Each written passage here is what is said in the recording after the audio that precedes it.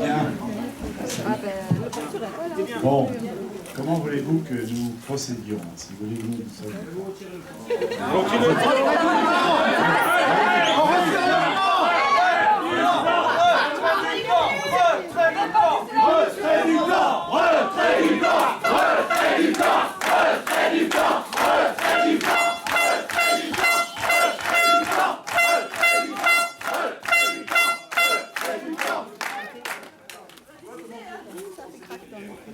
Bon, écoutez, c'est bien volontiers, hein, c'est bien volontiers.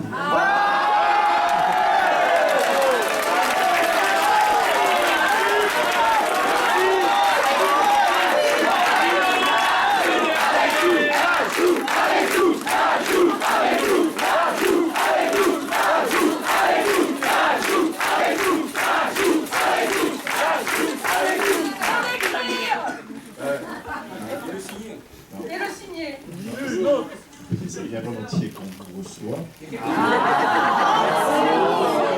Moi, la récompense, quand je visite mes parents, quand je visite mon père, ma mère, ils me attendent sur l'étagère. Mon peul, putain que je suis fier. Un fils de Flavix, ils sont tendus. Toulouse, merci à ton génie. Mes amis de l'Explo ne sont pas des manchots. Grâce à eux, demain, on soignera bien.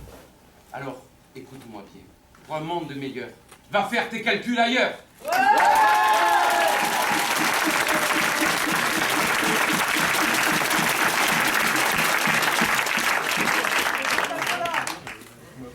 Alors, je ne sais pas, vous voulez peut-être continuer à vous exprimer sur ce mode-là, et pourquoi pas. Moi, je dois dire quand même que j'applaudis un certain talent artistique. Hein, ça, alors, sur le scientifique, parlons-en. Hein, oui. Hein. Jamais, et là-dessus je m'engage, et je le redis, vous pouvez prendre tous mes écrits, toutes mes prises de parole, jamais nous n'avons fait la moindre objection sur la qualité scientifique de nos collaborateurs de Toulouse.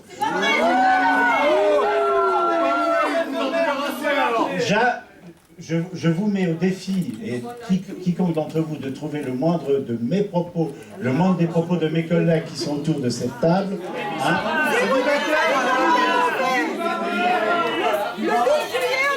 C'était mauvais.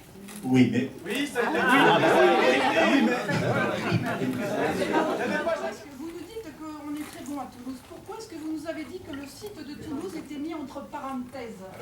Parce que moi je veux bien, mais écoutez-moi une minute, hein, c'est tout sur ce point-là. Et je viens de leur expliquer, tout à l'heure aux membres du comité de groupe, et beaucoup de gens le savent, et ça a été écrit noir sur blanc dans un article du Monde, pardonnez-moi, j'ai plus la date, mais vous l'avez tous lu, et vous l'avez, hein, qui relatait les relations que nous avions eues avec différents cabinets du gouvernement. Au départ, parce que la vraie problématique de Toulouse aujourd'hui, c'est que Toulouse a un pied dans le plan et un pied qui n'est pas dans le plan. Alors pourquoi Toulouse est un problème et pourquoi Toulouse ne peut pas être intégré aujourd'hui comme les autres sites de la recherche dans le groupe Sanofi? C'est la question. Alors votre question, c'est la question fondamentale, elle est extrêmement... Non. Quand je dis que c'est un problème, c'est pas Toulouse qui est un problème, pardonnez-moi, parce qu'effectivement, je le dis souvent, vous avez raison de le souligner. Mais je vais corriger un peu mon propos par rapport à ça. 6 mois pour corriger. Non, mais écoutez-moi, attendez, moi je viens pas vous voir en vous disant, attendez, tout est bien, tout est beau, hein. Oui, enfin, hein? Bon, nous ne vous recevons pas en disant tout est bien, on n'a pas fait de conneries, on n'a pas fait de malade. Non, je ne suis pas du tout dans cet état d'esprit-là. Et quand je dis que c'est difficulté, la difficulté, c'est parce que vous avez un pied dedans et un pied dehors. Et pourquoi vous avez un pied dedans? Et pourquoi vous avez un pied dedans et un pied dehors? Parce que le gouvernement nous l'a demandé. Vous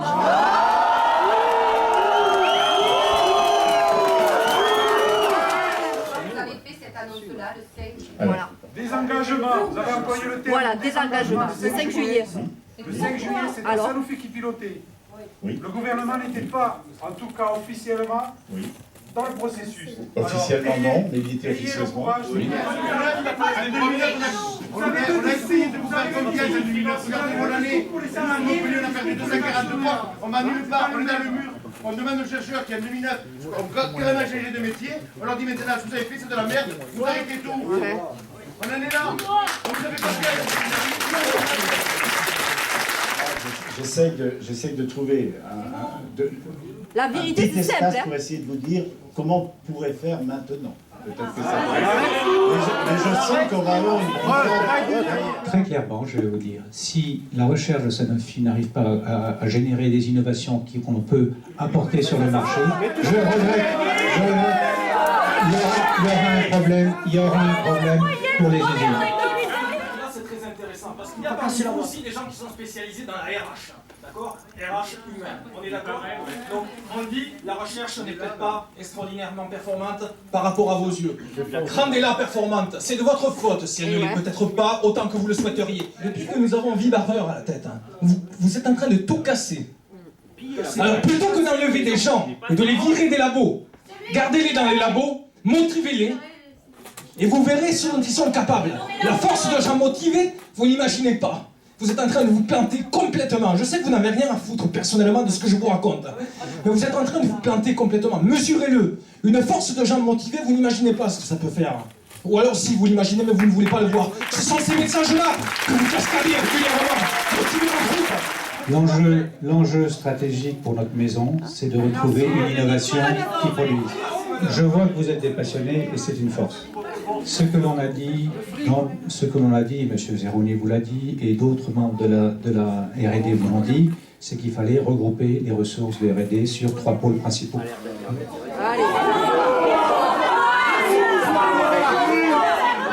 Alors vous citez M. Zeroni. M. Zeroni ne connaît même pas la liste des produits en développement et des produits pour lesquels il y a des solutions. Ce matin, l'intersyndical, ça a été repris tout à l'heure. Alors, j'étais pas dans la salle, mais si j'ai bien compris, c'est le gel de tous les plans et de toutes les informations consultations. On se met autour de la table, si j'ai bien compris, et avec le gouvernement et tous les acteurs nécessaires, on pose les problèmes que nos employeurs, en définitive, positionneraient comme un problème. Et après, on essaye de comprendre et d'y apporter des solutions. Voilà ce que les gens vous demandent aujourd'hui. Aujourd'hui, ils vous demandent... ici, oui. Non, mais les gens, l'intersyndical, c'est quoi? Ils représentent les gens. Écoutez, en intersyndical, ce courrier a été rédigé. Et le courrier, il est très clair. On est d'accord pour reprendre le dialogue avec vous sous 2 conditions. Et les 2 conditions, c'est celles que tous les salariés ici présents soutiennent. Voilà. Première condition, gel complet de toute la procédure d'information-consultation dans toutes les activités du groupe. Ça, c'est la première condition. La deuxième condition, c'est qu'on se mette autour de la table et qu'on réfléchisse à toutes les solutions alternatives sans suppression d'emplois et sans départ d'aucun site du groupe. Ça, ce sont les postulats de départ de notre côté, parce qu'une entreprise, première entreprise du CAC 40, qui, en faisant 9 milliards de bénéfices, décide qu'elle va supprimer des emplois, c'est plus possible. Une entreprise qui dit qu'elle veut faire plus d'innovation en diminuant le budget de la recherche, c'est plus possible. C'est fini. On n'en veut plus. J'ai dit que dans l'entreprise, aujourd'hui, il y a des collaborateurs qui attendent l'opportunité offerte par le blanc. Et ça, c'est vrai. Ce que je vous propose, c'est de répondre oui ou non à une seule question. Et qui va dans le sens de ce qui a été évoqué tout à l'heure. Vous avez évoqué le 5 juillet des désengagements. C'est-à-dire un désengagement de Toulouse, un désengagement partiel de Montpellier et d'autres... Est-ce que vous êtes prêts à revenir, oui ou non? Attendez, laissez-moi terminer. Est-ce que vous êtes prêts, oui ou non, à revenir sur ces désengagements? Oui ou non? Oui ou non? Oui ou non? Oui ou non? Oui ou non? Oui ou non? Oui ou non? Pas du blabla. Après, la discussion, si vous ne pouvez pas répondre à cette question, je ne sais pas ce qu'on fait tous là. Ouais, voilà. Honnêtement. Aujourd'hui, il n'y a pas de... La réponse, elle est ni oui ni non. C'était oui. Le 5 juillet, c'était oui. On veut savoir. Oui, le 5 juillet, c'était oui. Et aujourd'hui, c'est quoi la réponse? Oui ou non? Aujourd'hui, il n'y a pas de réponse, il faut que nous l'élaborions là. Depuis quand c'est nous qui devons vous dire quel est le projet d'un site de Sanofi? Mais personne ne peut dire, il n'y en a pas. Monsieur Lajoux, en attendant... Je vais vous dire comment s'en sortir. C'est très simple. Hein, vous supprimez ce plan.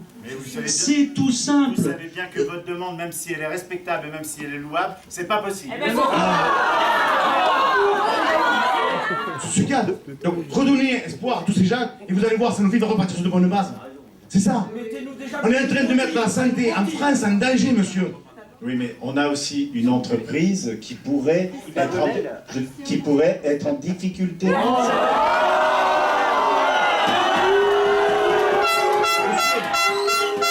devenons pas Peugeot. Ne devenons pas PSA. C'est ça. Arrêtez avec ça, monsieur Bon.